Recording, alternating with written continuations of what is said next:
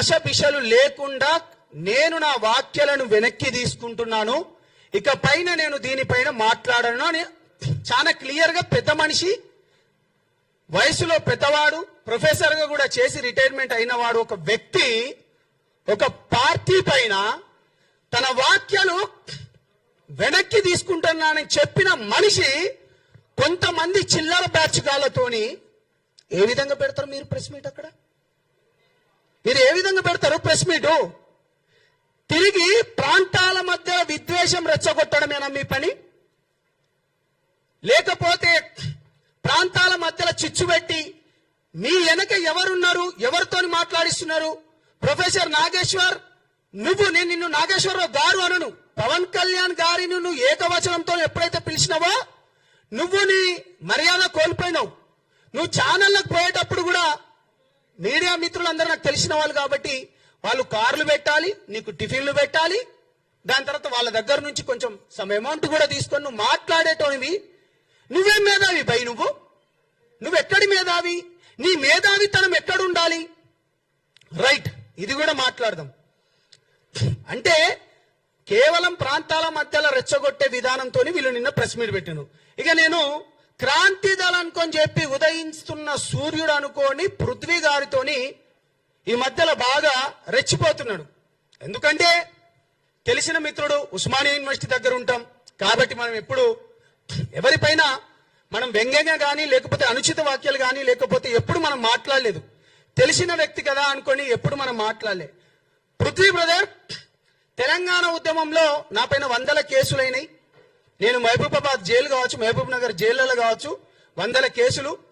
JAC పెట్టినప్పుడు పెడమర్తి రవి జేఏసీలో నేను vice president గా, వంగపల్లి శ్రీనివాస్ అన్నతోని నేతృత్వంలో ఉన్నప్పుడు జేఏసీ స్వతంత్ర జేఏసీ ఏర్పడ్డప్పుడు నేను ప్రెసిడెంట్ గా, నా పైన 100 కేసులైనాయి, అనేక ఉద్యమాలు చేసిన అటువంటి నేను నా నాయకుడిని ఇవాళ నువ్వు తిడతా ఉంటే నేను ఎట్లా మాట్లాడతారా? అరే పృథ్వీగా చెప్పురా, నువ్వు ఎన్నిసార్లు రా నేను ఓపిక పట్టాలి? ఏం మనిషివిరా? తెలివి ఉందా లేకపోతే తెలివి లేకుండా మాట్లాడుతున్నావా? ఆ భాష ఏంటిదిరా నీది? నీ భాష ఏంటిదిరా? అరే పవన్ కళ్యాణ్ గారు తెలంగాణ ప్రాంతంలో వరదలు వస్తే అన్న, మీరు జర్నలిస్టులు, మనం ఎటువంటి ఉద్యమాలు చేసినాం మీ అందరికి బాగా తెలుసు అన్న. నేను ఎప్పుడు పర్సనల్గా ఎవరి గురించి నేను పోలేదన్న. మీకు చేతులైతే దండం పెడతాను. మన తెలంగాణ ప్రాంతం గురించి మీ అందరికి తెలిసిందే. ఇవాళ పవన్ కళ్యాణ్ గారు తెలంగాణ ప్రాంతంలో వరదలు వస్తే 2 కోట్ల రూపాయలు 2020లో ఒకసారి వస్తే, 2024లో ఒకసారి వస్తే, అప్పుడు 1 కోటి, దాని తర్వాత 1 కోటి ఇచ్చిండు. దాని తర్వాత కొండగట్టు ప్రాంతంలో 35 కోట్లు ఇచ్చిండన్న. మీరు జర్నలిస్టులు అన్న, మీకు తెలుసు. బస్సు యాక్సిడెంట్ అయ్యి 35 మంది చనిపోతే అప్పుడున్న ముఖ్యమంత్రి రాలేదన్న. తెలంగాణ ప్రాంతంలో మనం ఏ కులాలున్నా కానీ మనకి ఈ ప్రాంతంకున్న గడ్డ. ఈ వ్యక్తి ఎప్పుడైనా వ్యక్తిగత హననానికి పాల్పడ్డా? పర్సనల్ విషయాలపైన ఎప్పుడైనా పోయిందా? నువ్వు చెప్పురా పృథ్వీ. పాషం యాదగిరి అన్న, నీ దగ్గర కూడా వస్తా. బక్కా జడ్చాన్, తులసి అక్క గురించి అయితే ఇంటర్నేషనల్ ఆమె మాట్లాడాలి. తెలంగాణ ఏర్పడ్డ తర్వాత ఇప్పటికీ దగ్గర 13 సంవత్సరాలు అవుతుంది. 10 సంవత్సరాలు ఇప్పుడున్న బీఆర్ఎస్, అప్పుడున్న టిఆర్ఎస్ 10 సంవత్సరాలు పరిపాలించింది. వాళ్ళ మేనిఫెస్టోలో, ఇప్పుడున్న బీఆర్ఎస్ మేనిఫెస్టోలో కానీ లేకపోతే కాంగ్రెస్ మేనిఫెస్టోలో కానీ తెలంగాణ వచ్చిందే నీళ్లు, నిధులు, ఉద్యోగాల గురించి. విద్యార్థులకు ఉద్యోగాలు ఇవ్వద్దని నువ్వు పదే మాట్లాడుతున్నాడు. పవన్ కళ్యాణ్ వచ్చి, ఆంధ్ర వాళ్ళు వచ్చి, అంటే పవన్ కళ్యాణ్ వచ్చి ఇక్కడ ఏదో చేస్తున్నాడు కదా. కాంగ్రెస్ పార్టీకి, టిఆర్ఎస్ పార్టీకి, బీఆర్ఎస్ పార్టీ వాళ్లకు ఉద్యోగాలు ఇవ్వద్దని చెప్పిండా పవన్ కళ్యాణ్ గారు ఎప్పుడైనా? ఇది నేను నిన్న అడుగుతున్న పృథ్వీ.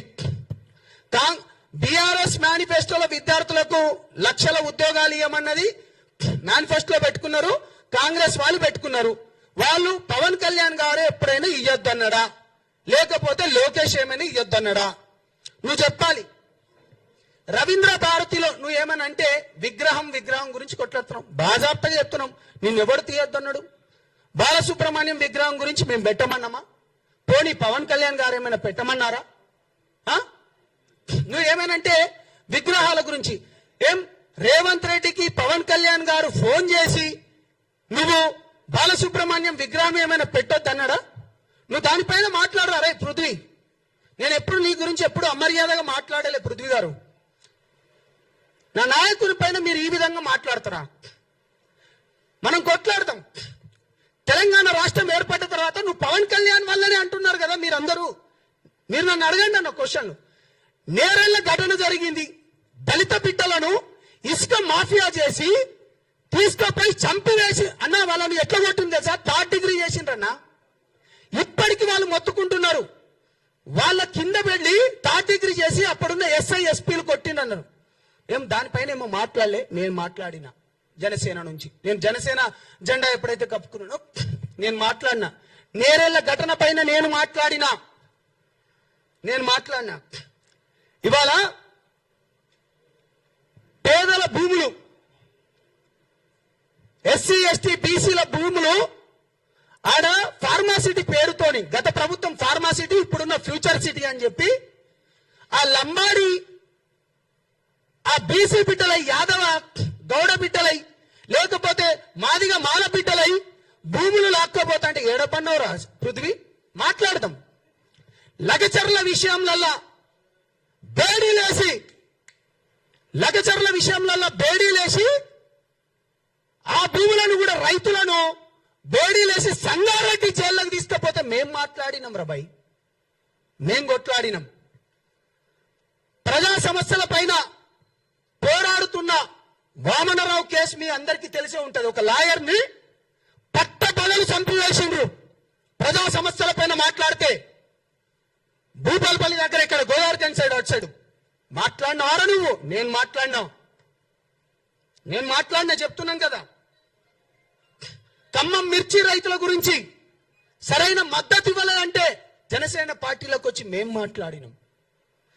ఇంటర్మీడియట్ విద్యార్థులు 23 మంది చనిపోయి అప్పుడున్న గ్లోబల్ ఈన సంస్థకి ఇచ్చిందని చెప్పి ఈ తెలంగాణ బిడ్డలు చనిపోతే ఇగో ఇక్కడున్న శంకర్ గౌడ్ గారు, నేను, తమ్ముడు రెడ్డి, దాని తర్వాత మన మిత్రులు ఇక్కడ ఉన్న వాళ్ళందరూ, స్టేజ్ మీద ఉన్న వాళ్ళందరం మేం కొట్లాడినాం. నేను చెప్తున్నామా? ప్రజా సమస్యల పైన, భూముల పైన కావచ్చు, సంక్షేమ పథకాల పైన కావచ్చు మేము కొట్లాడుతున్నాం, మేము మాట్లాడుతున్నాం. మీడియా మిత్రులందరికీ చేతులెత్తి దండం పెడుతున్నా. నేను ఒక మాట చెప్పదలుచుకున్నా. పవన్ కళ్యాణ్ గారి పైన ఇవాళ ఇంత ఎందుకు చేస్తున్నారంటే హిందూ ధర్మం పైన మాట్లాడడమే చేసిన తప్ప పవన్ కళ్యాణ్ గారు. హిందూ ధర్మం పైన పవన్ కళ్యాణ్ గారు మాట్లాడడం చేసిన తప్ప, దేశం గురించి, ధర్మం గురించి మాట్లాడుతుంటే అవాకులు చవాకులు పేల్చడం మీ తప్ప. నిన్న మీడియా వాళ్ళు మీరందరూ ఉన్నారు కదా, వీళ్ళందరూ లెఫ్ట్ వింగ్ కాదా? తులసి చంద్ర ఎప్పటికీ మాట్లాడదు. దాని తర్వాత నాగేశ్వరరావు ఎటువంటి వ్యవచారం మీరు చూడండి అన్న. మీరు నాకు ఏ క్వశ్చన్లు అయినా వేయండి, నేను మాట్లాడతా. దాంట్లో మెజారిటీలో కూర్చున్న వాళ్ళందరూ, మెజారిటీలా నేను అనేది మెజారిటీ లెఫ్ట్ భావజాలం ఉన్నోళ్ళు కాదా? మీరు దేశం పైన, ధర్మం పైన కొట్లాడటానికి సౌత్లోకి వెళ్ళి పవన్ కళ్యాణ్ గారికి మంచి ఆదరణ వస్తుందని చెప్పేసి అందరినీ ఏకఛత్రాధిపత్యం పైన నడుపుతున్నాడని ఇంత కుళ్ళెందుకురా బాబు మీకు? నువ్వు హెరిటేజ్లను దాడి చేస్తున్నావు, చేసుకోరా భయ్, మాకేముంది? నువ్వు ప్రొఫెసర్ నాగేశ్వరరావు ఆంధ్రప్రదేశ్లో అక్కడి నుంచి పంపించానుగా. ప్రొఫెసర్ నాగేశ్వరరావు మీ దాంట్లో మాట్లాడుకుంటూ కొంతమంది చెప్పిండ్రు కదా, పోలీసు వాళ్ళు వచ్చిండ్రు అనుకుంటే మీరు ప్రాంతాల మధ్య రెచ్చగొడుతున్నారు కదా. బుద్ధున్నారా వెదవల్లారా? పోలీసు వాళ్ళు వచ్చినట్టు ఒక్క రుజువు చూపియండి రా. నేను తెలంగాణ పెట్టాను రా, నేను కట్టర్ తెలంగాణ వాదిని, 100 కేసులైనని. మీ పైన ఏడైనారా? మీ ముండామో పిల్లారా, మీ పైన కేసులు ఏడైనాయిరా? అరే నేను జైల్లోకి పోయినన్నా, నేను జైల్లోకి పోతే నాకు బెయిల్ ఇవ్వలేదన్నా. నేను ప్రత్యక్ష సాక్షిని. నాతోని శ్రీశైలం అనేటోడు నా పైన 100 కేసులు వేస్తే మహబూబ్ నగర్ జైల్లో 8 సంవత్సరాలు తిరిగిండ్రా. మీరెక్కడున్నాడు? అరే పృథ్వీగా మీ అయ్య చేసేడు కావచ్చు ఉద్యమం, నేనేమంటలేను. నువ్వు చేయవారా బిడ్డ? తెలుగుదేశం ఉద్యమంలో మీ అయ్యగారు చేస్తే మేము నలిదేశం ఉద్యమంలో మా పైన 100 కేసులు అయినాయిరా. సూట్ అండ్ సైట్ ఆర్డర్స్ వచ్చినాయిరా. మా పైన ఏం మాట్లాడుతున్నారా? నేను పవన్ కళ్యాణ్ గారిని నా నాయకుడిని ఎందుకు అనుకున్నానో చెప్తా. కేవలం పేద ప్రజలకు మంచి చేస్తా అన్నాడు కాబట్టి ఆయన ఎంబడిపోయినా. దేశం గురించి, ధర్మం గురించి నాకు దేశమే మొదట. నేను ఒక లంబాడి బిడ్డగా చెప్తున్నా, సనాతన హైందవ ధర్మాన్ని మేము మొక్కినట్టు ఈ దేశంలో ఎవడు మొక్కడు. పవన్ కళ్యాణ్ నేను ఓపెన్ గా చెప్తున్నా, మేము తీసేస్తాం. మాది దాన్ని ఏమంటారు మీరందరూ ఉస్మానియాలో మీరు బాగా చూస్తుంటారు, చరి అని చెప్పి మేము మొక్తాం. ధర్మం గురించి, దేశం గురించి పోరాడేటోని మీరు టార్గెట్ చేస్తారా? మీరు ఎవడొస్తాడో రండిరా అని చెప్పిండ్రు కదా. అరే నేను వచ్చిండ్రా, మేమందరం వచ్చినాంరా. తొక్కు తంబిట, ఇగో అక్కడ ఉన్నది ఇగో దళిత బిడ్డలే, ఇక్కడ ఉన్నది కూడా బీసీ బిడ్డలే, ఇగో ఇక్కడ కూడా నందగిరి సతీష్ అనే వ్యక్తి కూడా తెలంగాణ ఉద్యమంలో పనిచేసినోడే. మీరు ఒక్కరేనా అర పీకుడు వాళ్ళు మాట్లాడుతాండ్రు? నేను తులసి చంద్ గారి గురించి వస్తాను. తను ప్రతిసారి నాకేం తప్పుంటే మీరు క్వశ్చన్ లేని మళ్ళీ మళ్ళీ మళ్ళీ చెప్తున్నా, నేను మోడీ ఉన్న సేఫ్టీ సున్నా అట.